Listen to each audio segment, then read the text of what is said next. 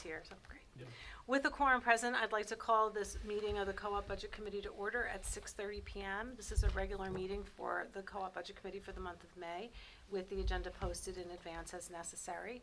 I would like to introduce myself, Darlene Mann, and the members of the Budget Committee who are present this evening, who include Tom Enright, Melanie LeVake, Dave Blinn, Brian Rader, Raul Blanchet, and Tony Stenisi. Tom Solon, our school board representative, has an excused absence this evening, and I'd like to welcome Kelly Seeley, our BA, to our meeting as well. If you could please join me in the Pledge of Allegiance.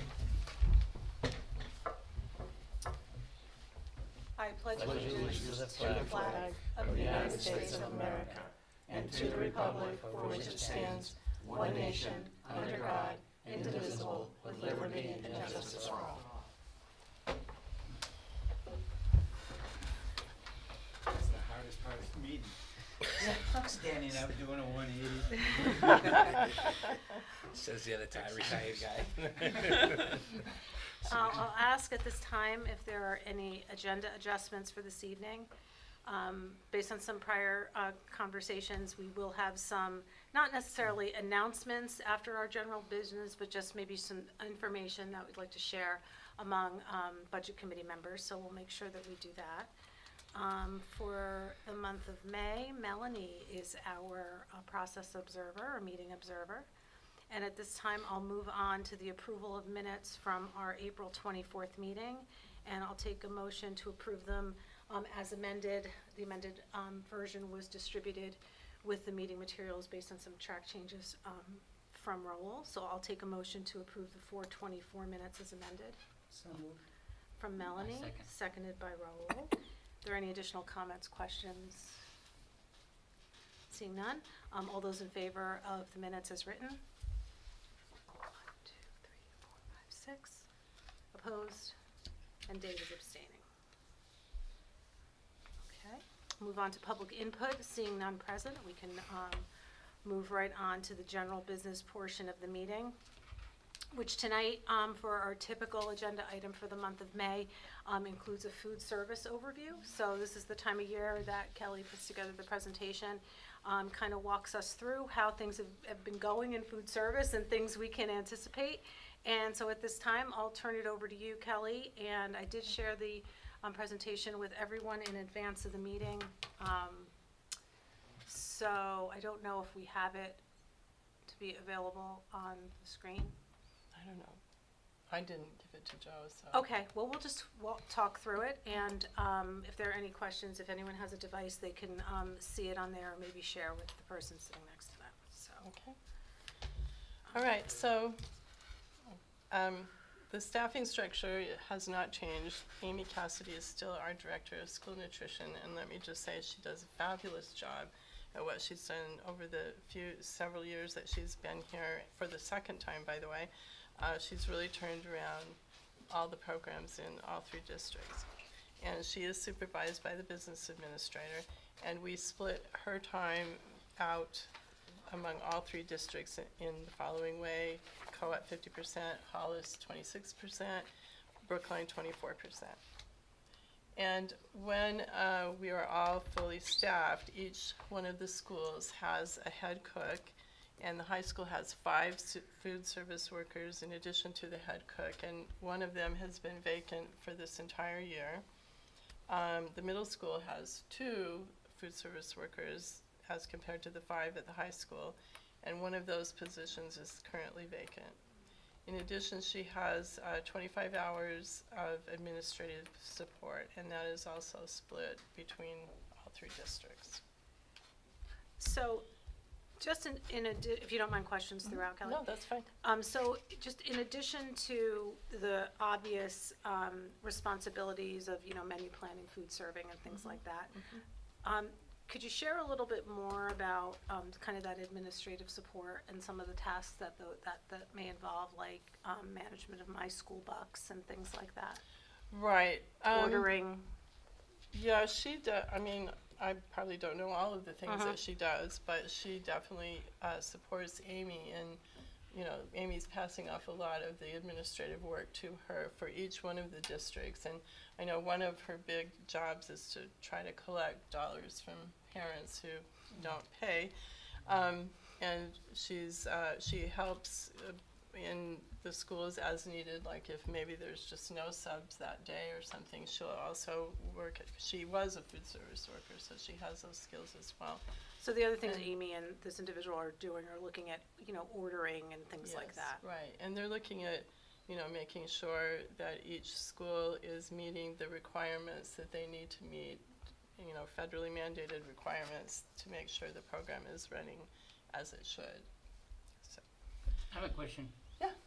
You had a position that was not filled for a whole year.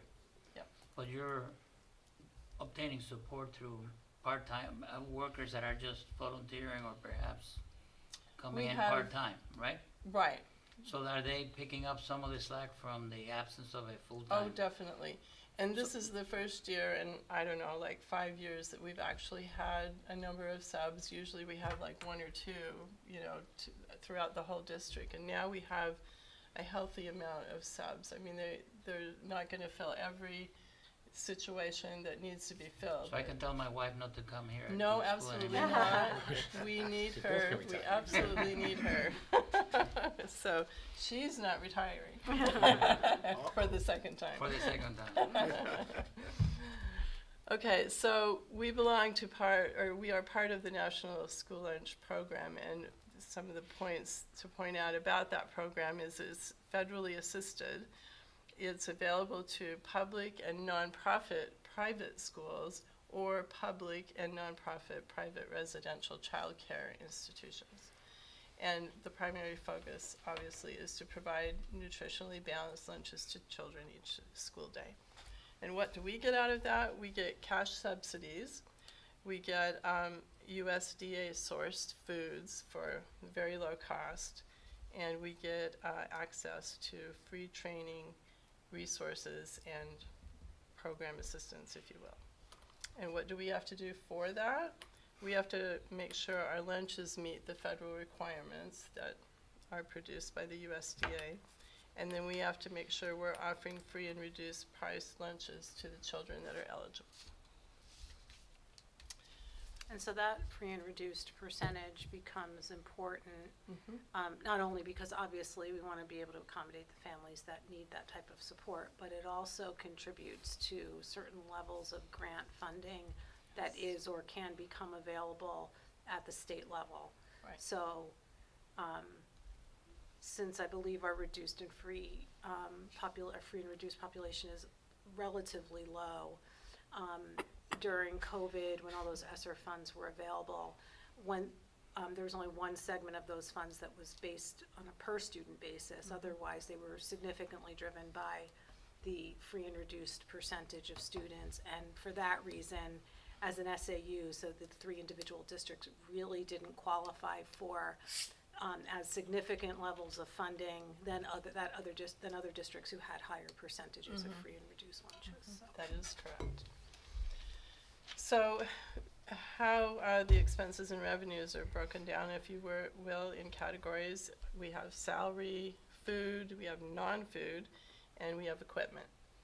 And then the revenue is broken down into local, state, and federal, and the federal is based on what the previous page was all about, those requirements. And the state is just a very small amount that we get. I think it relates to breakfast. So most of our revenue is coming from local food, or local funds, sorry. Food service does have a fund balance, and so whatever is over or under in terms of the year will go against the fund balance that is maintained. And we can't hold more than 3 months of an operating cost in our fund balance for food service. So when that does happen, and it has recently, then we have to do what they call a spend down plan, and that's purchasing equipment or other mechanisms that we might see for spending those funds. And there's a list of things you can do and you can't do, and so we try to spend all the money that they're telling us we have to spend. A question on that was thinking that to the audit that was just done, 59-page audit, whatever. Uh-huh. And there was a reference to the food service, was that in regards to not spending down enough? I think there was something like that in there, in the audit that It could spoke have to. been. Yeah, I mean, we have had the spend down plan for 2 or 3 years now, so. And I think there's reference to not spending down enough to meet the levels. that- Right, and each year we try, we have a plan that we have to submit to the DOE, and we do spend that, but then the next year, we are probably in the same situation, and we have produced another spend down plan. And if you don't, Curious. we can talk to the auditor about that in August, because I did share the audit report with everyone. That was for the audit through last year, kind of in advance. But if you do kind of miss, if you're actively trying to spend down the funds, they're going to allow you the time to do that, Right.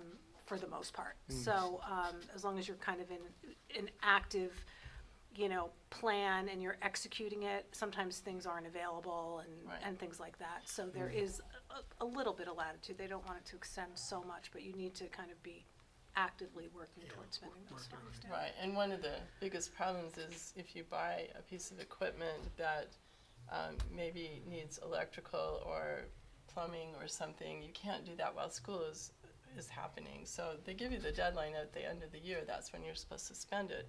But obviously you can't install plumbing and electrical when we're trying to feed kids. So we try to do that in the summer, which goes beyond the deadline. But to Darlene's point, they do allow for that. Is the 3-month threshold state law or locally established? I believe that's probably USDA mandated. Okay, Well, for the, that'd fund be balance. 3 months, Yeah. but the level is based on our local Oh, yes, spending. I'm sorry, yes, it is. So in theory, Alright, what would it yeah. take to increase that to maybe 4 months or 5 months? Well, we don't have that ability, it has to be 3 months.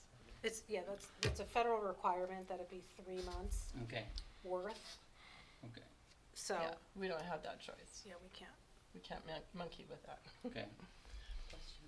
Okay, so past, Melanie has a question. oh, I'm sorry. Oh, that's okay. So the funds you said are federal, are they tied to the Department of Education, No, they're tied to the USDA. USDA? Okay. All right. Thank you. Uh-huh. Okay, so some of the challenges that we've had in the past, and this was really coming out of COVID, were the supply chain issues. They were so inconsistent and the cost was just really sky high. And then the commodity foods, what did I call them before? The USDA sourced foods, those were very hard to get. So we ended up having to purchase food that we normally got for very low cost. So that was a rough time frame for sure. And then when we went through the period where we were getting free meals, that also increased participation. And we were severely short-staffed during COVID, so that was just, I don't know how we all survived that. But, so what still remains in FY25 of those past challenges is staffing. We are still short-staffed in all, I think every single district is not at full staff yet. But as I mentioned before, the substitute pool is really strong and active this year. So we are doing much better in terms of staffing and getting through the day and not burning out our workers. And we're still experiencing high costs of food and paper goods. The prices in general are still even higher than last year. The fruit and food trays continue to experience increases every single year. Meal counts. This is sort of a historical view, and I left FY10 there because that was the last year that we had really good meal counts, and you'll see that if you follow down to FY24, if you're looking, that's almost the exact same amount as FY10. So we have recovered from COVID and our previous issues with lower meal counts, and we're really on track to stay at that level or even beyond it as well. Is that the combination of lunch, breakfast, and lunch? No, breakfast is below. So that's only lunch? That's only lunch. Wow, okay. So according to these numbers, free is about 20 to 25%? I'll take your word for it, I didn't do that math.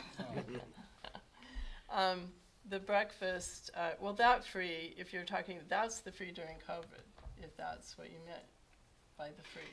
Yeah, 21, 22, right. Yes, yeah. And breakfast is really astonishing as well. In FY17, which is when I think we started the breakfast Wow. program, we had 1,604 breakfast meal counts. And now in FY24, we ended that year with 7,245. So we definitely have made a difference in breakfast. And they say that's the most important meal of the day. That's because the price of eggs are high. Don't eat, go to school. I was going to ask school you and about the get price your of, eggs, I was yes. going to ask you earlier what you're paying for a price of egg, and I said, no, I'm not going to ask that question. Oh, I'm not, And then I'm when not it gonna know came that down to the anyway. numbers here, I have to ask you. Then, Yeah, right? I don't know that number. Okay, kidding. and then just the next page is our historical financials. You can see the trend there from FY13 forward. Last year, you will see that we did overexpend, but that was on purpose because we were in the spend down plan. And that is true as well for this year. We are trending about the same to end the year. It may be a little bit better, a little bit worse, so. Can I ask a question? Yeah. You were talking about the meals and how they went up as high as 7,000. For Wondering breakfast? what were the factors, and did that 7,000 become the new normal? Well, I don't have the presentation. right, no. Well, I think what really did it was COVID, because it was free. Breakfast was free. So we had meal counts of 17,000 and 37,000 during COVID when it was free. So the next year after COVID, FY23 was 9,951, and it's dropped then to 7,245. And this year, right now through March, is 5,315. So I think it's on track between the 9 and the 7,000.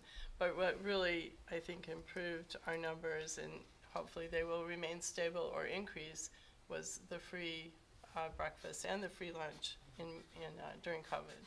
So. Thank you.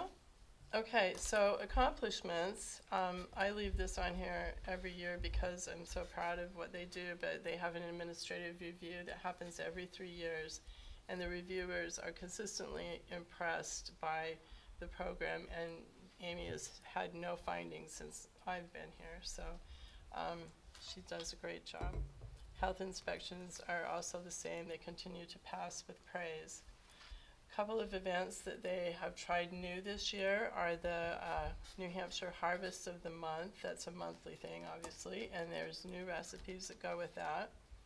They also are doing international menu days, so they're featuring food from Ireland, Greece, Canada, India, etc. And then this one is pretty cool. They call it Talk to Me Tuesday. Yeah. And this is where students have the opportunity to provide feedback or give suggestions about how to improve the program. So they've reached out to the students, and parents are also able to provide that feedback. And then the recipes, they are trying to do more and more from scratch. And some of the examples, at the risk of making everyone hungry, would be sweet and sour chicken, baked potato bar using local potatoes, Korean rice bowl, Nashville hot honey chicken sandwich, the Tuscan grilled cheese, fish tacos, and then ham, broccoli, Alfredo pasta. Another cool local connection was Sample Day. They put out cool mint pea salad, and that recipe came from a Hollis resident. And they're also active this year on Instagram. They're highlighting, each different school. Maybe they have a special day or a special food that they're serving, and they're also highlighting the food service staff that want to participate. Kelly, are there opportunities for the teams to support, I don't know if Meeting there are adjourned. like administrative meetings, we're just doing like a coffee service or anything like that. Do they support those types of functions in the schools, or? Maybe not so much a coffee service, but for instance, when we have a professional development day for the Right. whole school, Mhm. they are often asked to do like Great. salads and wraps and Yep. stuff like that. So Mhm. yeah, they do, and they do a number of other catering things as well. But I'm sure that's an area we could improve on. But that's kind of hinges on being fully staffed. Exactly, yes. And for, you know, if there are events like, I don't know, if there are school dances or homecoming events happening and there wants to be food, it would be contingent on staff being available on weekends Absolutely, and that's things a like that, so. totally a volunteer thing, Yeah, yeah. yeah. Okay, so some of the challenges for next year that Amy has identified is getting our eligible families to do the free and reduced paperwork. That's, you know, probably gonna be on this slide forever and ever and ever. But the good news is that they can apply online, which hopefully that's new, I think, this year. So they can, hopefully that makes it easier for them to apply. And then, as I've mentioned a few times, getting to and staying fully staffed is still going to be a concern. The subs are a help, but it's always good to have that consistent person that comes in every day rather than 5 different subs that you never know what you're gonna get. Why are we having a hard time staffing? We are not having a hard time, competitive, or is it? we are having a hard time staffing anywhere you go. We have Period. paras positions that we can't fill, and we have to go out and get contracted paras, cause we have to have that person to, meet the needs of some of our special ed students. So it's a consistent problem in all of our support staff, maintenance as well, custodial, it's not immune. So the rates are there, it's just the pool is shallow. Yeah, it Yeah, is, yeah. it is. So it's not really specific to food service, which I guess I'm making it sound that way, but it's not. No, I just wonder if it was, you know, if we're half what they're paying other districts or whatever. Well, if we it's, did, you that know, was part of the incentives. problem, and we did go through, a renegotiation with our unions, and we did get, wages increased, which was huge. Mhm. And it helped, it did help. We were really bad off during COVID. And now things have gotten better, but we're still not able to get every It's position. everywhere, and I'm not saying about the Oh, school no, I don't services, think it's I don't my think it's business, just everything, us. it's just, Yeah. nobody wants to work, it seems. Exactly. I don't know where they're getting their money, but Yes. Question. You were saying that the paperwork for free and reduced lunch oftentimes doesn't get filled out when people Right. need it. Mhm. Do you know what the reasons are? Is it because of the complexity of the form, people being embarrassed, or, you know? It might be the latter. I don't think they're really complicated to fill out. I think it's just sort of an activation energy. There might be some people that don't want to fill it out because that does, in their mind, have a stigma perhaps. But you know that they need free and reduced lunch. And we suspect, but Yeah. we don't Yeah. know until that form is filled out. So we're hoping that doing it online where you're not exposed as Yeah, much that's to, good. So That- there's a link like on the website, I believe so, yes. and I'm wondering if it's part of, the online registration process, or if it could be included? That's a good question. I think it might be, but I will ask. is there a way to have like an afternoon or something, or evening or Saturday where families come in and get assistance filling that out kind of privately? Possibly. I believe that it would be more of a self thing, you know, like they don't wanna walk into school and ask for Yeah, help, so. right, yeah, I But if think, there was times or somewhere, even outside of school, maybe at the town hall Mm-hmm. or something, where people come in and Or get at- help filling out you know- kinda nonchalantly, and okay. just so the kids don't go without because of parent pride. What is the embarrassment factor at the parent level or at the student level? Probably the parent level because the students really don't participate in that form filling out, so, Right, Well, pass the and every forms. student has like a card. Okay, Yeah. that's what I was thinking, 'cause I know when I Yeah. was in school, the kid had the blue card that no, was I don't think the there's free anything that lunch, and everybody identifies knew the that. student, No, every student just has a card with an Yeah, and so right. when they bring that to the, there's no one knows I mean, that. they Yeah. could certainly purchase things with cash if they Sure. bring it, but Yeah, essentially it's in, a system and no one would really know Okay. either way. yeah, I don't think that stands out. Just a question, is the parents, do they have to produce tax forms, anything that, or is it the honor system, just take what they say. No, I think you do have to Gotta have, yeah. prove that you need, income. that you're eligible for it. Yes, I don't know exactly what that looks like. I've not actually filled out the form or seen it, but There was legislation, I don't think it's moving forward now, but I think earlier this cycle, I think there was a piece of legislation that would have allowed any family qualifying for Medicaid to qualify Oh, for yeah. free and Automatically, reduced yeah. lunches. So they wouldn't have to fill out That paperwork would or be anything like great, that, but yeah. I don't think that's moving forward, it's too so. bad. Okay, so, we also, in terms of challenges, have the continued high costs of the food and the supplies, and especially in light of our students who want quality, fresh ingredients. So, you know, that's sort of the price you pay for getting that.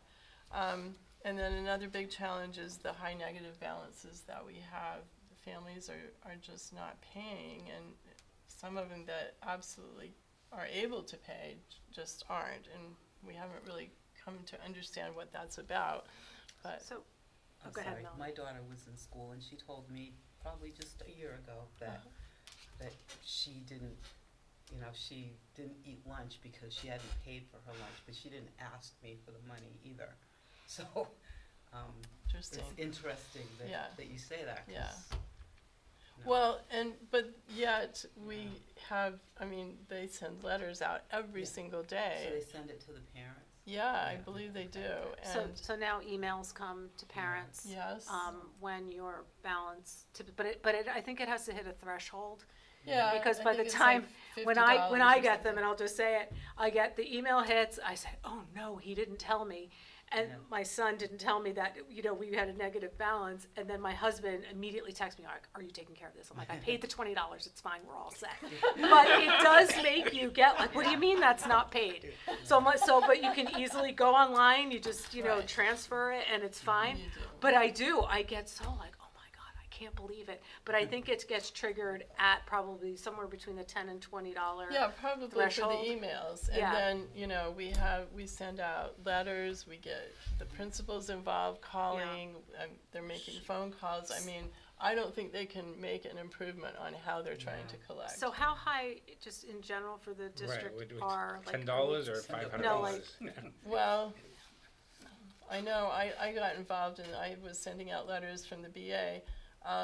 I was sending out, you know, anywhere from $50 letters to, I think there's some that have $700 So, that they but owe. in, Since but in total kindergarten. for the district, are we at like $10,000? For the co-op, no, it's, at the end of the year, it will probably be maybe $7,000, let's say, Mm-hmm. yeah, so. I think I just found her retirement business. Little collection. Kelly over there. There you go, I got it. So, so I know that My School Bucks is the method of payment Yes. for some families, and so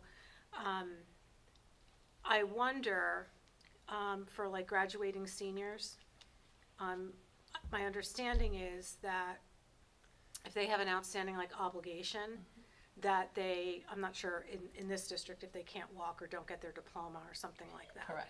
But I anticipate that if there's an outstanding food service balance, that would be considered by the time they're a senior, an obligation that needs to be paid prior to It is, graduation. yes, you can. And so, as we just said, My School Bucks is the traditional way that things get paid, but I just wondered if there's any other portal or means of collecting those funds where a parent can just go online and pay, like, or for an outstanding obligation, would they just like write a check to the district? They or can something write a like check to the district, or they can go onto My School Bucks. Either way. Otherwise, there's not really a way to do No that. Venmo, PayPal, anything like that. Yeah, No, there's no But have Venmo you or anything had- like that, so. We don't have anything set up for that. Have you had no. students that have not got their diploma because of lunch? I don't know if we withhold the diploma, but I know you can't walk through Can I graduation. say something? Yes. When my daughter was a senior, she was I believe, the treasurer of her class, and one of her responsibilities was to chase after kids who hadn't paid all their dues and all their fees before they graduated. Yep. And she was also involved with the yearbook, and there were some internal communications that it stressed the need for paying. And So I don't sometimes, know if you have those mechanisms. and We some- do, yes. and yeah, sometimes it's related to getting their parking passes for Yep. junior or senior Yes. year, going to prom, Yes. things like that. Yes, we So- do try to hit all those creative ways of getting those A page ad dollars in the from yearbook. kids, yeah, right. Cause if kids don't Like get a your parking picture pass, they're gonna find a way to get their parents to You pay. want your picture in your book, you gotta pay. Okay, and then lastly, and this is a terrible problem to have, is that our students are demanding more and more creative food choices, so that It's okay to is say now no. a challenge. It's okay to say no to these kids. So some of the ways that we're trying to deal with the future success, as you will, the strategies, is, we're still trying to find ways to get fully staffed, which is, as we've discussed, not unique to the rest of our our support staff positions. The equipment upgrades that we did was it last summer or the summer? I've lost track of the years here, but those have been a huge improvement in terms of giving students choices in variety. The food, it looks better just because it's displayed in a better way, and it's so much faster for them to grab. I think the lines that have been reduced, they're not as long as they used to be. So we're trying to do a few similar things in the middle school that should be able to give the same improvements in the middle school that we saw in the high school. And then they are working on ways to increase the participation, especially reimbursable breakfast. So there's reimbursable food and then there's a la carte. We get the federal funds for the reimbursable food, but we don't get any for a la carte. So it appears that kids really want to grab something and take off, and that's their breakfast. They don't want all the components of the reimbursable breakfast. So we lose out on that. But, that's a teenager. Oh, I don't want that. I just want this, So that's something they need to figure out how to get them to take the whole shebang. Yardstick. Okay, and then continuing their their social media presence is another thing that they want to do, because they do feel like they hear feedback that says, oh, I saw that on, Instagram or whatever.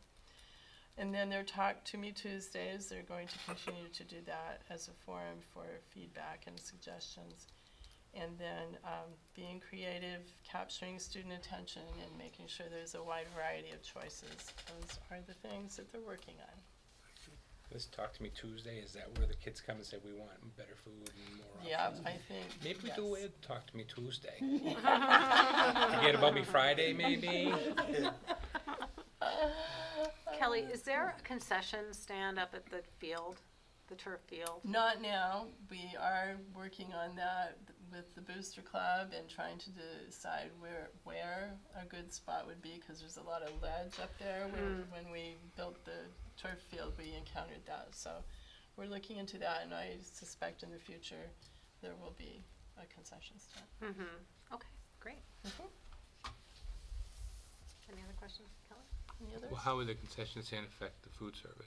Well, that be something totally- there could be a determination made about how that's run, so it could be run through the food service. Oh, so each club department, doesn't do it, or The Booster the Club could athletic do it, you could contract out to have somebody come in to run it. There are a bunch of different Yep. ways you could Yeah. do it. I mean, it could be something as simple as, it's only, packaged snacks and bottled waters and drinks, but it could have, a fryer to make french fries and a griddle to make, hamburgers and hot dogs or Sure. things you like need that, the hood so. and all that stuff, Yeah, it could be a full kitchen, and I don't know what all, the requirements are, how big it would be, Right. what the usage is of the field, but there's an opportunity there Sure. for, the district to run it as part of the food service operations, but then also for the, if the Booster Club is running it, then they're gonna be, taking a percentage of the profits to support all of our programs, Yep. but the kids themselves, like Honor Society or any of them, can come in to do volunteer hours Sure. to sell at a window during a game or a Yeah. playoff or, something Yeah, like there's that. a lot So of there's, possibilities there, yeah. I ran the football club for about 10 years, getting volunteers to cook, and it just, you so don't get so involved then it can be an whatsoever. opportunity for food services, Yeah. but, Okay, then. You Yeah. will lose money on that. Okay. So, great, well, thank you. It's Thank you. always, I think we learn something new every time that you present the information. It's Good. good to see where the history has been, and it's nice to see that we're kind of getting back up there with the counts and things like that. So, Yes. thank you, and thank Amy and her staff for everything they I do for will. the kids, because it's an impressive, I mean, the level of meals that get served is staggering when you really think about it, so. And kids are hard to please, so. No. First world problems. Great. Okay, Kelly, it's all like on you tonight. The Kelly day. So the next topic. The Kelly Show. It's the Kelly Show. Is Bon voyage our party. monthly revenue and expense report. So if you don't mind taking us through that to see where we stand, it's going to lead into another discussion that we'll have as soon Do as you you want me finish. to do that right after? Yeah, well, I have Okay. a copy of Okay. that, so I'll pass that out. Oh, okay. All right, so if you fast forward to the end, you'll see that we have a projected fund balance of $603,000. And, oh, thank you. And that is as a result mostly of some of the things that are happening in special ed. We have a savings and changes in our contracted services, as well as changes in our out-of-district services, which have resulted in money available. And there's always hiring and vacancies that have also caused those numbers to go up. I mean, not go up, but to have a balance. We also have a balance in our facilities, which is somewhat due to utilities and heating costs. Our installation of the propane burners in the high school have resulted in some savings there. And we also have savings in our bus and vocational ed van transportation as well. And lastly, we have savings in benefits, mainly due to the vacancies and plan choices that, I mean, actually the health insurance is not a savings. Those are other savings that we're seeing. I have a quick question. Yes. Is anybody tracking or comparing the projections that were made before the energy conversion was made? At the time, they used to have big estimates as to, we're gonna save so much money a year, once we install this capability. Yeah. Now that we're having the capability, we're having savings. Okay. Is anybody comparing how far off we were, or whether we're on track, or Sounds whether like we're saving more than we had planned, or do we know what that is? sounds like a great thing for Kelly to present at the next meeting. Or But the I meeting after think- next. I think having, having the both quantities be close to one another basically provides feedback on the accuracy of the estimates, which Okay. adds It does trust and Transparency. on what we're doing regarding energy conservation, for Sure. example. too. Okay. So that's a awesome. way to provide the quantitative feedback to demonstrate that what we're doing is exactly on track. Sure. Okay, let me see if I So- can pull something together for next meeting then. Okay. So, I mean, that's really it. We, with that projected fund balance, we always go to the school board and ask them to fund in this year some things that might be in the next year's budget, or just some issues that have come up. So that's our next. So that's topic. the summary that I just handed out to everybody, and I sent out a little bit earlier today. So this, the items in this memo were discussed at last week's school board meeting. I'm not sure I'm sure Tom would have talked about this evening. Yes, I'm sure. So I'm not sure what decisions were made, but these were the items that were brought to the school board for consideration. And they did approve these, but contingent on making sure that we return at least $200,000 to the taxpayers, because that $200,000 is what we always say that we're going to return to the taxpayers when we go through the budget process. So if we can fund all three, and those are in order of importance, then we will, and they approve that, as long as we can return $200,000 to at least $200,000 to the taxpayers. And these were all FY '26 items? Well, Not exactly. I can explain it a little bit if you'd like, but. That would be Dave- great. Dave has a question. Okay. Well, no, I just had a question. Oh. The anticipated 603,000, is that also because of positions not being filled? That's Um, salaries included in that too, There right? is some Okay. of that, yes, definitely, but it's really mostly, I would say, special ed, Savings and changes, yeah, changes in special ed costs that have caused that. special- Nice.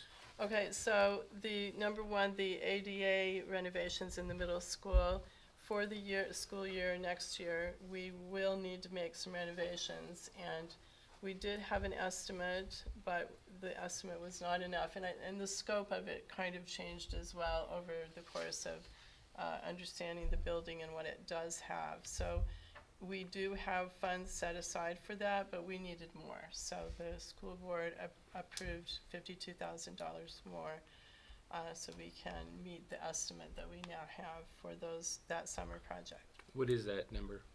The 52 plus, what's Um, the total? I think it was like 116,000 Oh. total, yeah. Oh, okay, so not bad, okay. And the second one, the lab tables, we reduced the FY '26 budget by about $12,000 with the idea that we would request these funds from the school board at the end of this year, just to make the budget for FY '26 a little lower and not jump that entire number.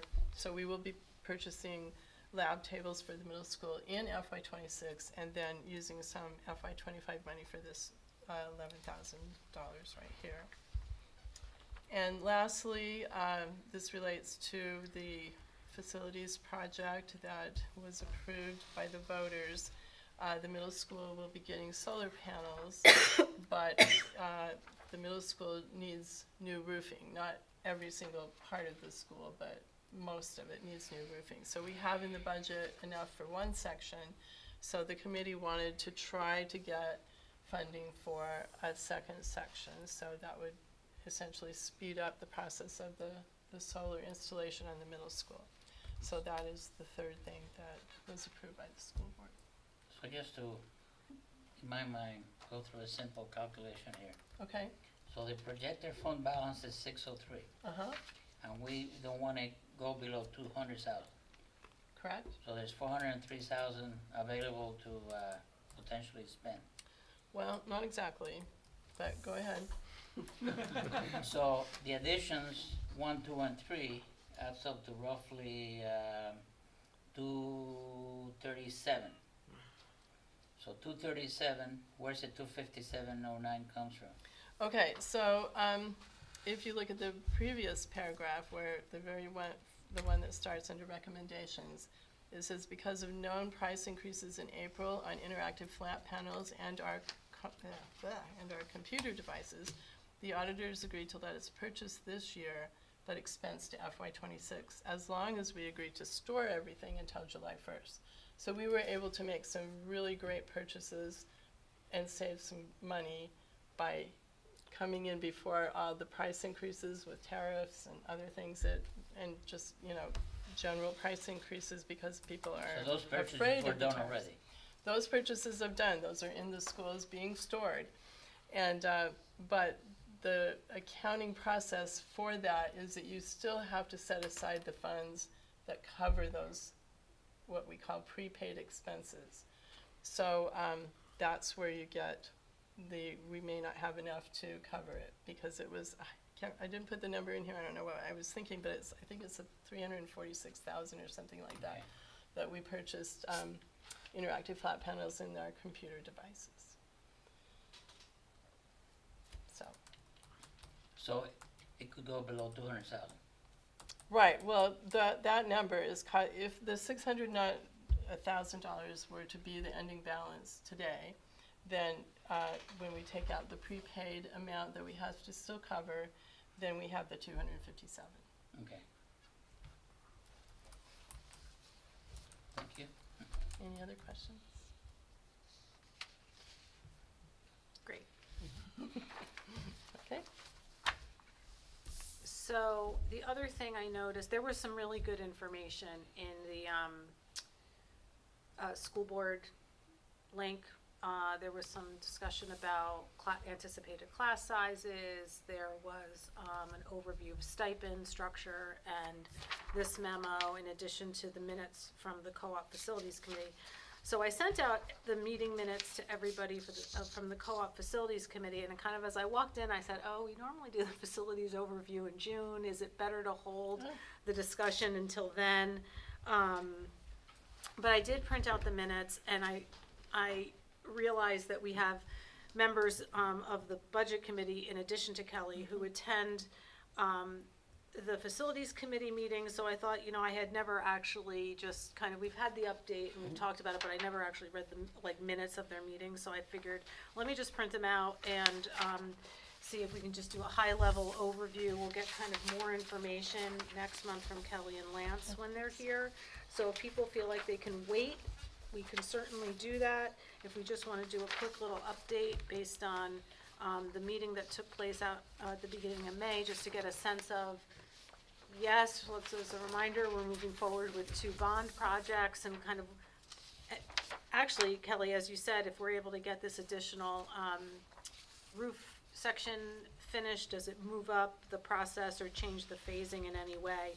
So maybe if between Kelly and Brian, if you want to just, because it looks like, Raul, you missed that meeting. Yeah, I missed that meeting, yeah. And Tom Enright are you still on that committee, Tom? Oh, yeah. Okay, Yeah. great. So just maybe a quick little summary of kind of what took place, and if we have in-depth questions, they can wait maybe until June when we get a little bit more of a facilities overview. But Yeah, no, I think the best piece of the minutes there is the 3 phases of the project. This is what our energy consultant vendor has identified as the phases, and it's a lot of it's contingent upon how the solar project plays out, because we have submitted the application, but it takes a lot of time. In fact, we need to go to our rep at Eversource and do some pushing, because it's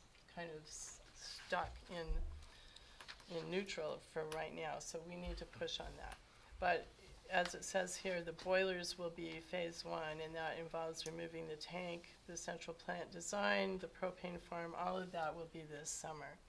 And then the following summer, they're hoping to do the univentilators in the science wing, which is the farthest end from here, because those univentilators are really causing instruction problems, because they're so loud, and they're so loud that they get turned off, and then the ventilation is not good for the students because everything's off. And the rooftop units that go along with those. And then they will do the LED lighting at that time, and they want to do the lighting then because they'll have the ceilings open so that they can do the lighting at that point. And then in the summer of 2027 would be phase 3, and that would be this part of the building here, and replacing many of the rooftop units that are scheduled to be replaced in the bond.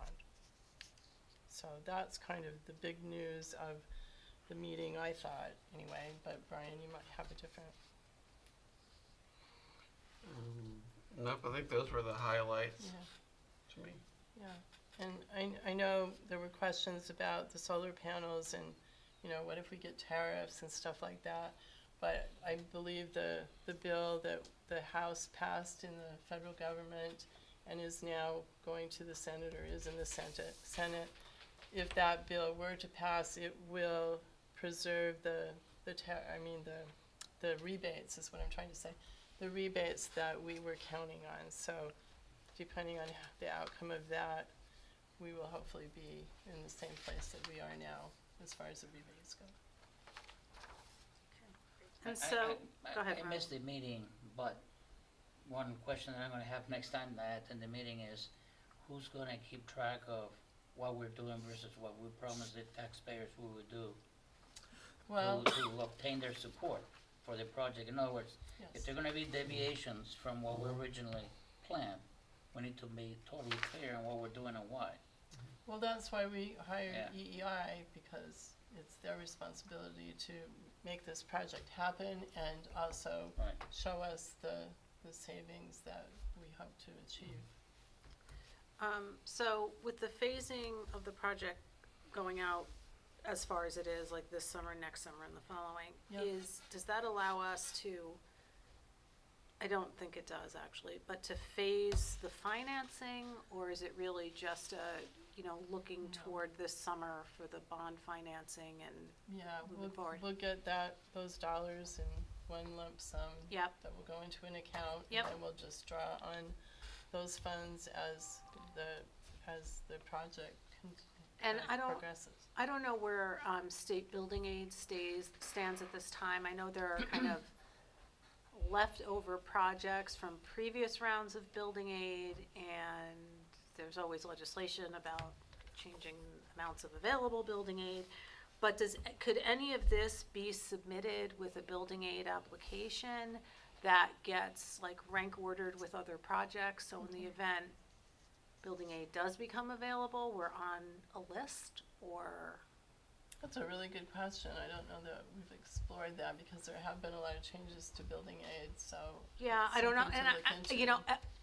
honestly, I think with the number of I think the last one or two rounds of aid, so because the projects were highly valued, there was fewer of them were approved, and that made the list of ones that were unapproved still worthy and would qualify if there was a bigger pool of building aid, Right. still on the list. And like I said, sometimes they go back and say, well, if you're still on the list, we'll look at, the next ones that are coming. So if there's a possibility that we could be put on the list, it might be worth considering. But again, I'm not sure where any of that stands. And for projects of this magnitude, as opposed to districts who were putting up, full-scale school renovations and things Right. like that, it gets lower and lower on the Right, list it based does. on the requirements of, what you have to fill out in the application and Yes. everything, so. And just based on the last time we filled out building aid applications, I think in the same year we did one in Brookline and one here in the co-op. I don't remember how many total projects, but let's just say there were 20. We were ranked like 17 and 18. Yeah, yeah. So, Mhm. That's part probably of the what happened components too. of, the components of that application usually don't land in our favor. Right. Because free and reduced is one of them. Yeah, And things like that, so Mhm. we'll probably never be number one. right. Okay, great, well, thank you for reviewing Sure. that. And like I said, Lance usually comes in June with Yep. a full-scale overview, so. I just asked, since it's a 3-year project, but we got all the money in the bond, what kind of interest can we earn to offset what we're paying? I assume we can earn interest. Well, we haven't opened that bank account yet, because we haven't got the funds yet, so that's hard to say, but, But typically we do that, and. we do, and we do get we should interest, get absolutely. 2 or 3% would be a guess. Yeah, that's probably a good one, Now, you yeah, can get a lot more. possibly. If you got $1 million sitting in an account, I know at some institutions that I know, you can get High interest. 4.5%, 5%. Okay, Yeah, I don't know, Yeah. we haven't gone down And- that and road we- yet. and the bond rate is roughly what?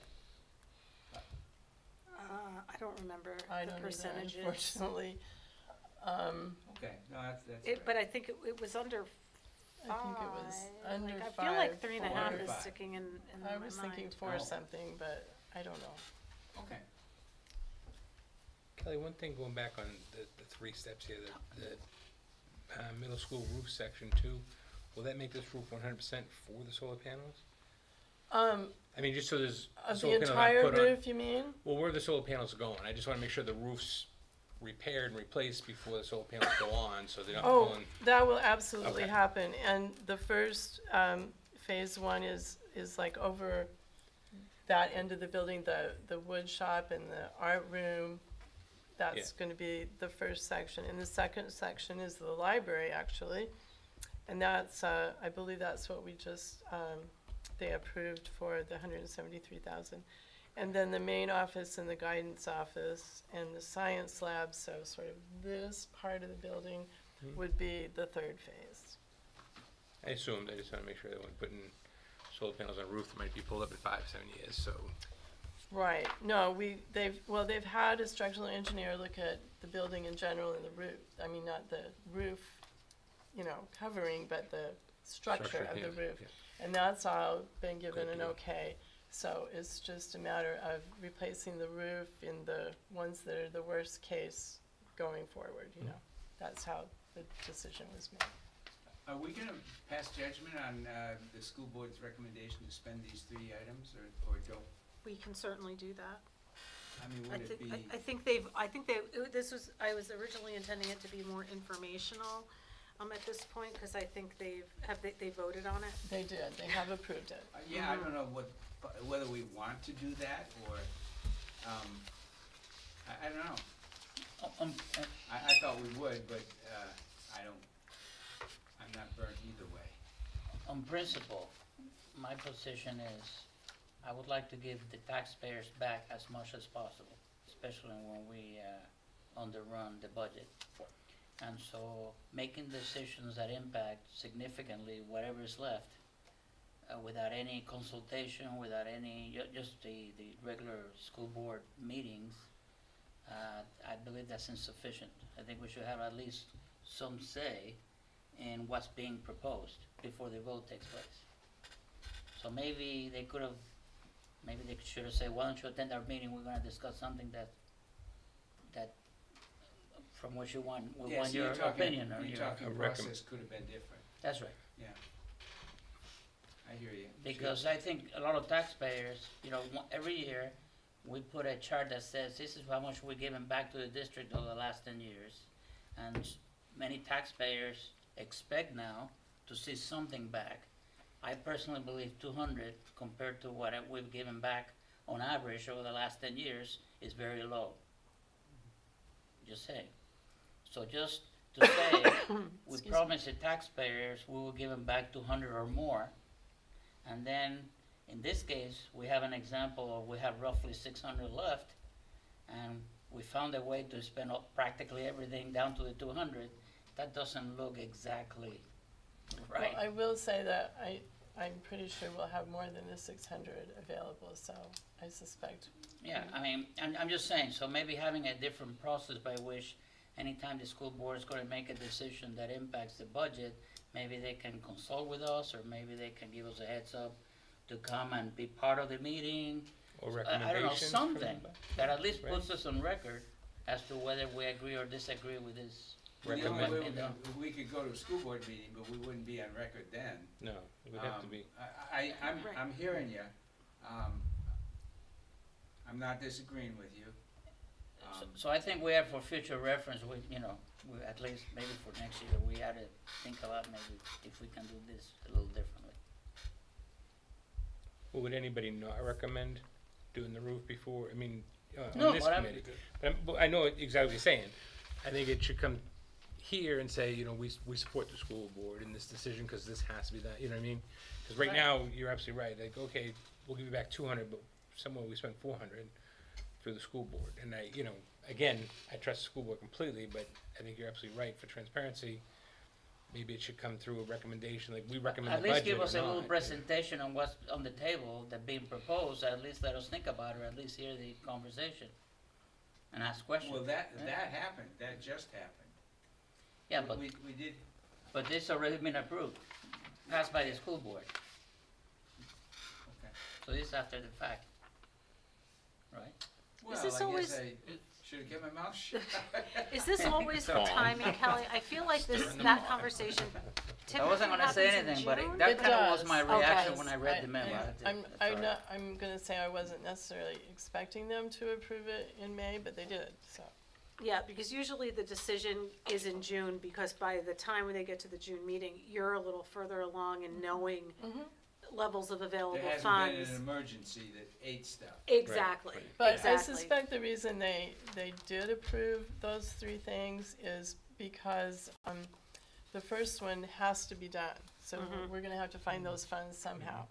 The second one, that was actually planned, how we budgeted. We budgeted some in FY '26 and we budgeted some to be spent with the end-of-year funds in FY '25.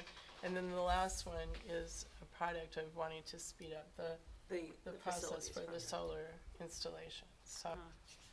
I think it's kind of unique to these three items as to Well, why they that- might have that's approved true it. as to item 1 and 2, but And- I would buy it for 3. but I- Okay. Three could have stayed in never mind. It could have, yeah. And maybe something to look at as we're looking at planning is to make a determination of whether we think 200,000 is the right placeholder Sure. into the budget. And maybe it needs to, if we feel so strongly about maximizing what gets returned to the taxpayer. It's a fine line between, doing an estimate so far in advance of what we anticipate, but to your point, Raul, our history shows we return a lot more than 200,000 to the We have, yeah. taxpayers. So maybe the conversation needs to be, as we're looking at revenue estimates, maybe 200,000 isn't the right number, and it's a little too conservative, maybe something more in the neighborhood of 400,000. It represents a little bit more of kind of the reality of what would be available and isn't, $1 million. Something that we can't, might not Not be gonna able to happen. deliver on. So that might be a good planning, discussion, and then that would get to the point too of, if we promise the taxpayer $400,000, it changes the scope of available funds and Right. what gets used. So I think that's maybe something we can kind of incorporate into the budget planning process too. Well, like Raul said, so just kind of going back and explaining this, having the budget committee kind of review it and say, yeah, it makes sense. Because every year, if the towns get back 700,000, all of a sudden there's 600, but now there's only 200 because of the, you know what I mean? I think it's transparency. Nobody goes through every line and sees everything. They just, what am I saving? What are we getting back? And for years, they've gotten back this.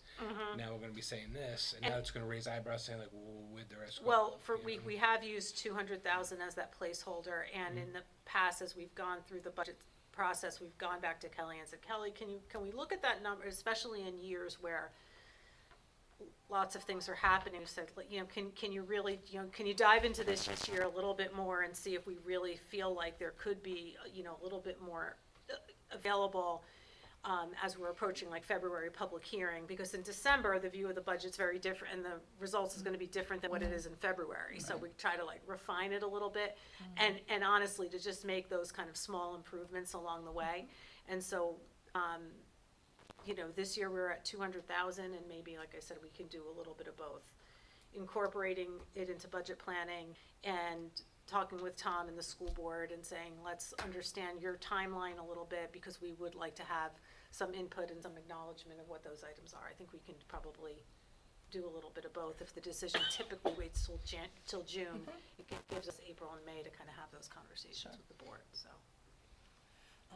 What is the average amount that we're able to give back to taxpayers as a lump sum? And then how much is it broken down by individual taxpayers? I have that's something I can provide to everybody after the meeting. I do have a historical fund balance view that breaks out for the co-op as well as Hollis and Brookline for probably the past 10 or 15 years, and comes up with what the tax impact is of all of that. I honestly just don't remember the last amount. I mean, so much That's tax. okay. That's okay. Yeah. But I can send that to everybody when we can review that at the June meeting. And have a Right, and discussion during about COVID, it was much higher, Oh, yeah. Right, and then right. I That's what I'm think saying, the it's, last 2 years, what yeah, I was think given it's back. been more like 400, 500, Right. something So like that, about double 600, what this year 700, will be. something like that. And it's not, we're not giving it back as a lump sum, it affects the tax rate, so. Right. Right. Yeah. Yeah. I mean, I can see really. I don't And, know that. and honestly, the reason we usually have funds to give back is because of special ed. So it's been, an underrun for many years because of changes in special ed, but I don't know that we can always count on that. And that seems to be the source of what we give back to the taxpayers, so I just caution making. Well, with that being said, I think we're talking like maybe changing to 400, Yeah, we're gonna be causing more. right, then issues people than- are gonna be disappointed that I Right, didn't why get didn't I my get 400,000, And then you yeah. gotta really, so I think the 2 is a good number, but I think also when there's, money being spent like this, that just goes to the school board, and they, because they know it needs to be done, I just Sure. think it, for transparency, so if somebody sees him on the street and asks him or her, say, oh, well, we approve that. We went through that, we Right. looked at it, we knew that was coming, and it only makes sense because of this, you know? Yeah, It's, sure. like I said, you know, you get to these meetings where she spends hours putting the slides together, and all they wanna see is that, what's my tax dollar, what's my tax dollar? Yeah. They don't care why, they just, They my just tax wanna dollar. see that, I'm not, yeah. So I did Personally- manage to find the file. personally, I'm not concerned about the actual amounts. I'm concerned about a totally open process and make Right. sure the public is educated on how it works, Right. so that people can make decisions correctly rather than, on, what they hear from people who are not necessarily informed, so. So that part I would totally agree with. I didn't, I think the budget committee should have been able to weigh in on this, and its weighing in would have been a key Right. piece. So that's where I come down close to you. I mean, ultimately, I would have Close to me. voted in favor of all three, but, I'm a little pissed that I didn't get to offer my opinion. Not really, but. Your opinion matters, Tom. I did manage to find the historical unreserved fund balance summary. Our last, during the last tax rate for this past year, we returned a little over 650,000. The prior year was a little over 400,000, and then the 2 years before that were 1.5 and 1.9 Those million. are COVID. During And COVID, those were really yeah. COVID, and, you know, impacted What was it COVID. before COVID? Do you have anything?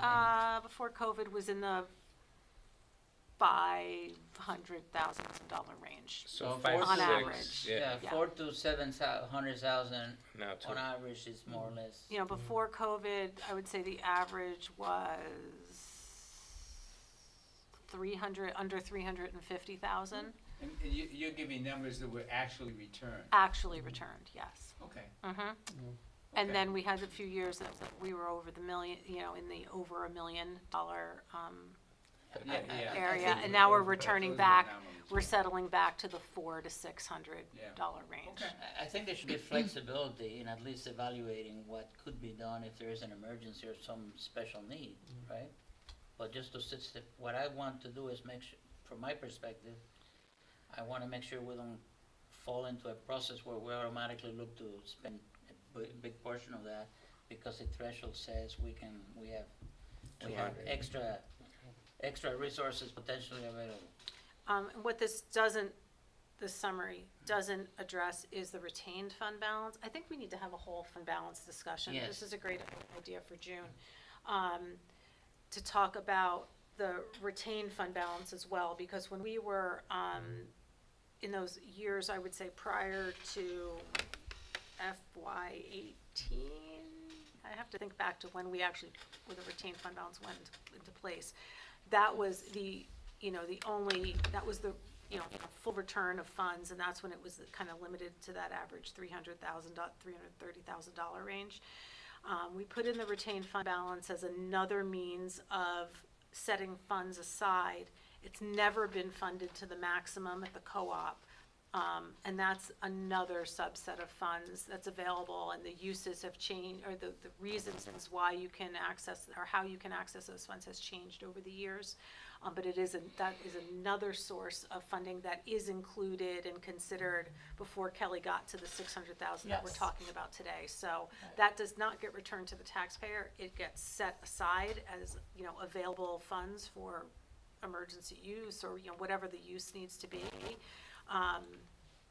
But again, that's never really fully funded to the maximum that's allowable, and even the percentage we have in there for the co-op isn't the maximum percentage that would even be legislatively allowable. But that's a good conversation for June, Yeah. and a good summary, and that actually leads into a discussion about the need for the, you know, with the unreserved fund balance and a retained fund balance and a contingency, you know, how do we manage those rates, those percentages? How do they compare to the other two districts within the SAU? And how do we feel like the co-op is positioned? So I can kind of put all that information together for everybody, so. Great, that was the start of a good So discussion. we're gonna communicate this conversation, or? So I will, since Tom isn't here, I'll send a note, and I'll CC everyone to Tom and Holly, just talking about that we had this conversation, and in future, it's something we would like to be, more a part of. I'm not trying to hold their hands or tie their hands. I just, And Lola's point is 100% valid, like Yeah, it is, and I 400, 500, 600, 200, it's justifiable. Pretty soon No I'm matter gonna see my what name it on is. Instagram. What Well, the heck? I think, but I think, based on the past way the school board has managed this, the recommendation comes forward, it's almost like looking at a policy. It gets like, first reading would have been this, and then it yes. comes back, and then when you're closer to kind of having that refined number, they make a decision. So that would have enabled us to review this, have some input, and give that to the next And no matter cycle. But- whether it's 50 going back or 700,000 going back, it's going to justifiable uses Yeah. and things that it needed. It's not Yep, frivolous, but Yeah. I just think that it coming through here Yep. is just for the public. You know what I mean? And okay, not- yeah, not I'll internally, share that. but, yeah. Okay, I'll share that feedback. So Tom isn't here tonight. I think we've covered, to talk about school board items, I think we've covered some of the things that were in their agenda, and I think we've done a pretty good job of it. So that covers our general business.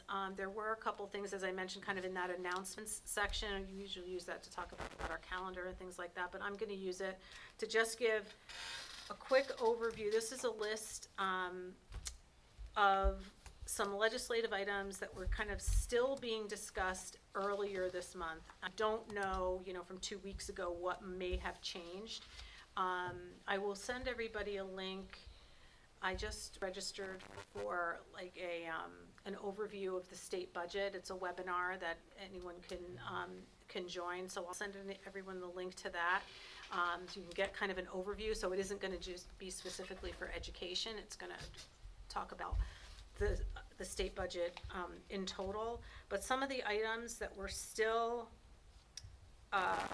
open legislation that can be passed included identifying the tax impact of your warrant for a 5-year period, some provisions for overriding tax cap using a 3/5 majority, a bill that talks about the first signer of a petition article being considered the sponsor and allowing them to have the same amount of time to speak to the petition as the school board or budget committee. Wonder where that came from. Some That some sounds things familiar, that though. that address the tax cap formula, the calculation of the default budget. There's a requirement for information to be included with the warrant, to include the average cost per pupil and the district's proficiency in language arts, math, and science standards. There was still something out there for putting out town budget caps, some school meal assistance legislation, EFAs, educational funding accounts, where they're dropping the income threshold was still active. Required firearms training in public schools with K-12 firearms safety training was a non-germane amendment added to a bill. So that would make, if passed, would require K-12 firearms safety training For the kids or the teachers? Just kidding. for the kids. For the kindergartners. Stop it. Stop it. You're kidding, right? No, I'm No. not. And You so those shouldn't were some of be. the, Are you Excuse familiar what's with your our language? legislature? those were some of the things that were kind of still active late in the process. So again, not sure where everything stands. I could send everyone the list, and you can go to New Hampshire Legislative and put in either the bill number or the topic, and that would give you the latest kind of information on where that stands. But those were the ones that stuck out on, Stands an as- author, I mean, is it list who the author is of Yes. this? Okay, good. Yes, it Because does. they need to have their head checked. that is in there. And I So, carry, I wanted to so, yeah. just share that information. Melanie, you received some interesting mail. Yes, my first day on the job here, my first evening, I received a package, and, Was it ticking? Well, no, it was right in the What? car. But, I did open the package and it's a informative book called The Croydon Budget Battle. So if anybody's heard of Croydon, New Hampshire, 3 years ago or so, the school budget was cut in half, and they had to figure out how they were going to educate their children. At So, home. this actually made the news in Australia, all over the world. And there was a second meeting. The first meeting was not very well attended, snowstorm, people, apathy, whatever. But they did decide to have a second meeting, and their budget was restored. But I So- think at that meeting, there was a significant requirement of of registered voters that needed to be in attendance At the second meeting. at the second meeting, Yes. like significant. I think, and I would have to double check this, but it was, well, I will double check and I will share the percentage, because the percentage was extraordinarily high, and they had to be in attendance to vote, but they Well, I'll were let able you to read restore it. this after I research all the things that I dog-eared. But this was given to me, again, it was written by Ann Underwood. His wife is the chair of the school board. She proposed the cut, and he seconded it. And I think this is really timely, and I'm kind of glad they gave it to me, because public schools and our school here are very important to me. If it weren't for the schools, then I would not, I would not be where I am today. Small business owner, former senator, I had that opportunity. So I just want to give the message that it's very important for our parents, especially if you value the school, to really understand what's going on, who we're voting for, what the issues are. And I appreciate it that you're speaking to these issues during our meetings. And happy to share this with anybody who'd like. Great, thanks, Melanie. Might be on everybody's hood when we go out. Yeah, is Croydon Might be. near Dartmouth? Pardon? I'm trying to think of where Croydon is. I think it's near Dartmouth, isn't it? Croydon, New Hampshire. It's up north Way up, around, yeah. around there, yeah. It might be a little more like northeast, but, yeah. The other thing I wanted to mention was that, Tony, you had shared some information with me about a meeting that you recently attended, which if you don't mind, I can No. share the analysis, do the kind of the comparison that we did. Sure. I don't know if I have some extras And with so, me. so as a result of a meeting that Tony and Raul attended, Tony put together a comparison between some of the districts that were discussed, that clearly shows Hollis Brookline ranking and performing better than other districts that were being discussed. And so I'll share that with everybody, and also I'll share with everybody the links on the DOE website that you can go to and look at some of the information that Tony shared, and you can do a district-to-district comparison, so you can pick two districts and it'll roll through financial and proficient, like, scores and things like that. It's kind of good information just to have, so if you're, having conversations or hear things, you can kind of go back and say, oh, I don't, are we, performing as well as Nashua or better, or, pick a district. It doesn't really, I actually have this, so I'll send that along. So it is a good source of information and just kind of helps ground, how Hollis Brookline really ranks among other districts in the state. I don't know if Yeah, you can- want to share any of the other content, and I'll be glad I to. kind of put you on the spot, and No, you that's certainly okay. don't need to. You just pull up. Or I It's could, full of information. I could forward to the hear more. information that you shared, but, I would have brought. we have a maybe I few do have minutes, some more so. notes. We were at a meeting recently where, and this is what I dislike about generalization, that everyone in the town can't afford to pay the taxes. Everyone in the town thinks that the BudCom is out of control. When I'm using, the words out of control is exactly the way it was put. But the idea is we're spending too much money for education and in town in general. and we have to be reeled in. That was the premise. They brought in, three speakers, and the three speakers, okay, there was a Therese,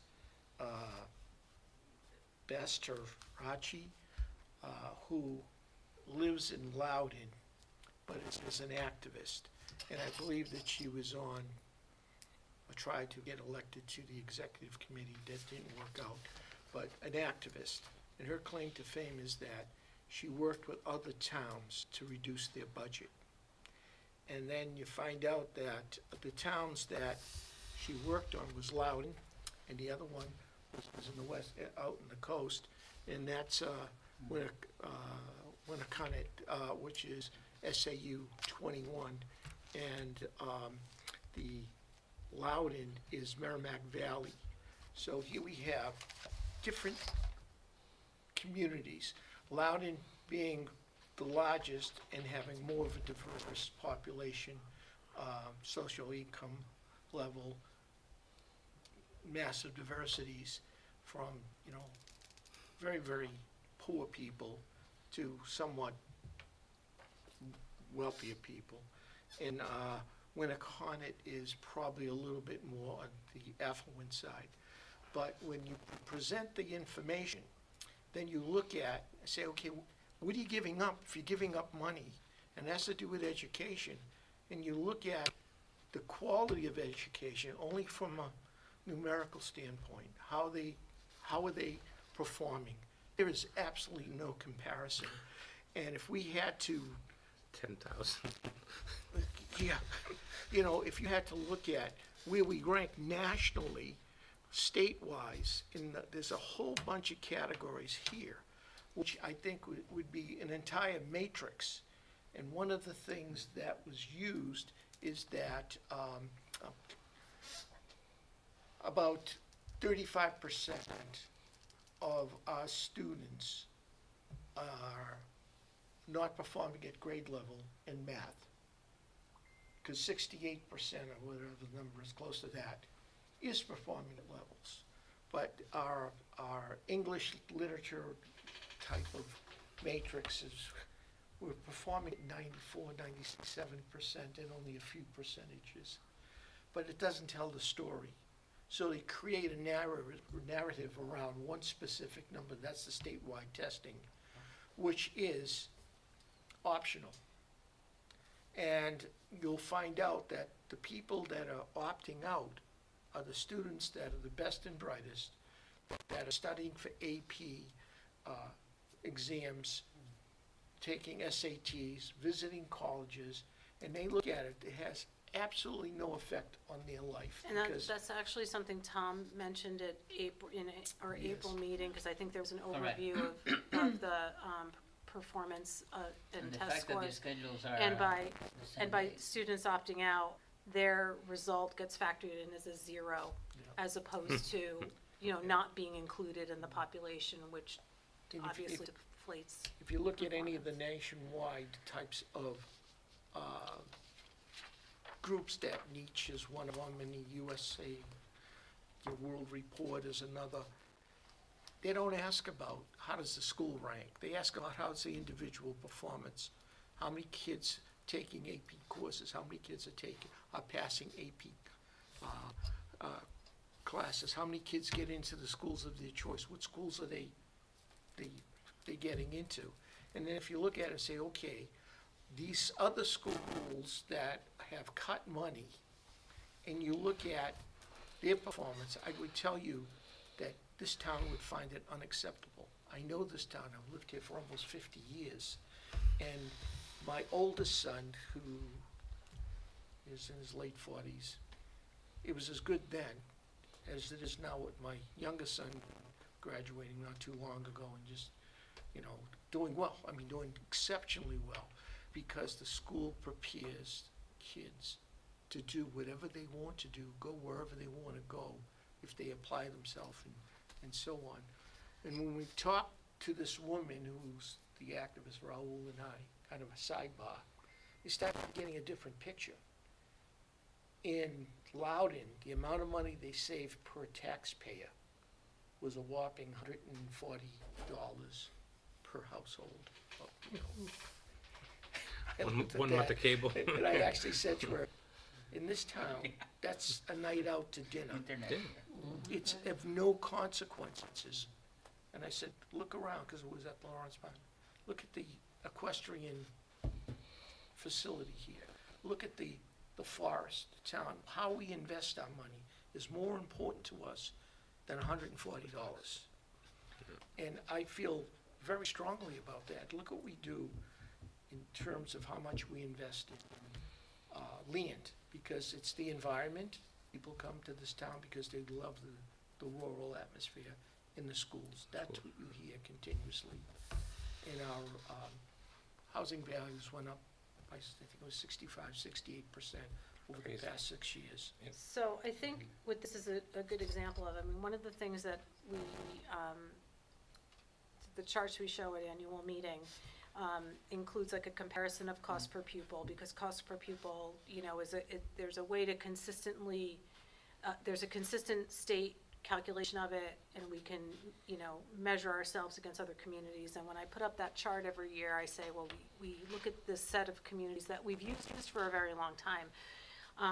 And it's there for different reasons, proximity, other cooperative districts, and things like that. And maybe it's an opportunity to kind of look through the DOE information, determine if cost per pupil or different metrics might be better to use for Some comparison. metrics that reflect quality. And whether those communities are still the ones we should be comparing ourselves to. So I think kind of seeing that, I mean, we can talk as a budget committee and with the school board, and make a determination and kind of maybe come to some consensus on what communities we really, you know, are those the districts we're still competing with, you know, our staff, are we still losing staff to those communities? Is it a different set of population, or are those still the ones that are relevant? I think it's a good conversation.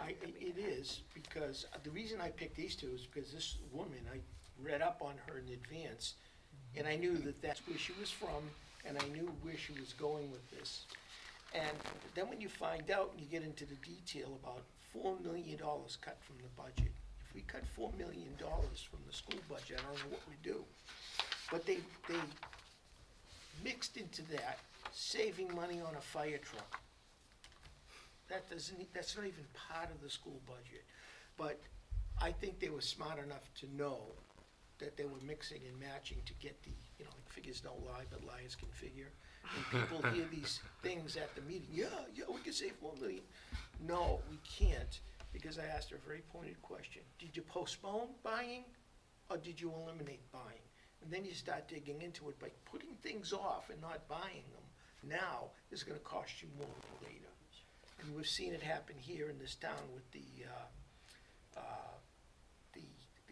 converting the oil burners over to gas. That was pushed out 2 years, and it went from 300,000 to 600,000, because time is money, and fees and fines and things like that entered into the picture. But I think the point here is that we need to be prepared. It's almost a marketing exercise, and we have to get the students, senior students, not senior adults, I don't want to confuse that. At the warrant article meeting, maybe they could have booths and explain to people what the National Honor Society is, how many kids are doing that. And I was fortunate again this year to be on a scholarship committee, and it was blind. You don't know where they were from, what town. Politics didn't get involved. Names were eliminated, and the only time you could tell something is it might say something like, I was in the Girl Scouts for so many years, and I think you can assume that it was a girl. But, you can't, I know, it's touchy, but something like that. But there was one student that was so impressive about astrophysics. And I just found out from my granddaughter, who's a junior this year, that one of her friends just got accepted into MIT, and he's studying astrophysics. That's what we turn out. And it's not like everyone can go to MIT, but if you have the ability, you can. And the education system here prepares you very well for that. So I would say that we gotta be prepared. We gotta market what it is we do, because I did this and spent a little time on it, but how many people know this? You know, we rank nationally, out of 25,000 high schools, public high schools, we rank, let's see, there it is, 1,680 nationally, out of 25,000. And then you look at these other, Merrimack is about 11,796, and Winnicott But Merrimack is, saves $3,300. what's that? But Merrimack saves $3,300 Yeah. to drop 10,000 places. Yeah, that's Merrimack Valley Right. Co-op, you know, and you look at that, I don't think the taxpayers in town would accept us dropping from where we are, because we saved a few $1 million over some period of time, and performance drops. That's not what they wanna see. They wanna see us continuing to be one of the best schools in It the costs to be at the state. top, okay? Well, and that's the Sorry. thing. You said the housing market went up over 65% in the last few years, and it's a beautiful community, like you said. It's got the Esquire, it's got the, but that's not why people are paying the money for these houses in these towns, because of the apple orchards and all the trails and all that. It's for the schools, period. And when you're done with your kids in school, if you choose to move somewhere else and downsize, so be it. Another family gets advantage of it. But Yes. you'll have a lot of people that kids are done school and this won't matter to them. They'll say, "What's my property tax? What am I? How can I Yes, save would money agree at the with you bottom line?" 100%. There are people that are retired that look at that and Yeah. say, you know, my taxes keep on going up, but so isn't your property value. Right. You know, I could get a bunch of people together, and I tell you what, we'll freeze your property tax now, And freeze you your pay increase. it, and I'll fund the difference, Yep. and, you And know, I'll own you. when you sell a house, I'll take, The profit. yeah, The added the profit. appreciation in your property. No one would accept that. They'd say, no, I want it all. I want the appreciation, I just don't wanna pay for it. Right. But If you to ask answer- Google to tell you about what are they saying about Hollis, New Hampshire, you'll see what the answer is. Oh, really? So thank you for Yeah, sharing that, if you're all Roel, on and something. Tony, Thank and I you. think we've done a little bit of agenda building this evening and so have some good topics to, move forward with, so, thank you for that. Does anyone have any, that would kind of conclude our agenda for the evening? I make a motion. Well, not quite, I'm Oh, not quite ready yeah, for that no, motion, cause I'm yes. ready for the process observers readout Oh, of our meeting. sorry, Melanie. So Melanie, that's okay. Make it quick. No, just Well, kidding. I'm sorry, I've got like 8 bullet points. So this was a very good presentation that we received from Kelly. It was very informative and good explanations. There were a lot of good questions asked by the board regarding the costs and the structure of costs. Also, good conversation about the cost impact and making sure we show that to the taxpayer, as well as proving out the processes of how we came to the decisions of what to cut and being included as a part of that decision. So in that regard, we were working on improving the process. Also, I thought it was great to have the updates on the legislature and would love to get the links that you're referring to, because there is so much. So it's, and it's good to keep our population updated on those issues. Discussion on school investment and the extreme budget cuts, I think, was important, as well as the overview of the state budget that we will take a look at. So this was a very informative meeting. Learned a lot. Well done, well done. Okay, go ahead, Dave. Nah, I don't wanna. I wanna stay all night. I make a motion to get the. I move that we adjourn. Thanks, Brian, I Seconded appreciate by at Roel. 8:04 that we have a motion to adjourn. That looks like it was seconded by Dave. All those in favor? Great, thank you, everyone. Do we know the date of June's? June will be the 26th. That's the fourth Thursday. And then we're off for July, and then, I may not be able to make it on the 26th, just Yeah. FYI. okay, and then, In the June stuff. August would be the The 26th is 28th, right Thursday. before Labor Day. So, but there's no I'm meeting in running a July. conference. So Raul's out. Wednesday and Thursday, no right? Raul, And Dave, you're probably out. Okay, we'll still have a quorum. Okay, so we'll still shoot for the 26th. I'll try to make it, but Well, yeah, do your best, so, It's gonna be informative, I think. great. Thank you, everyone. And sad. You're welcome. are we off? You're sad. Now we can speak to Be your last one, won't it? Oh, yes. We're off.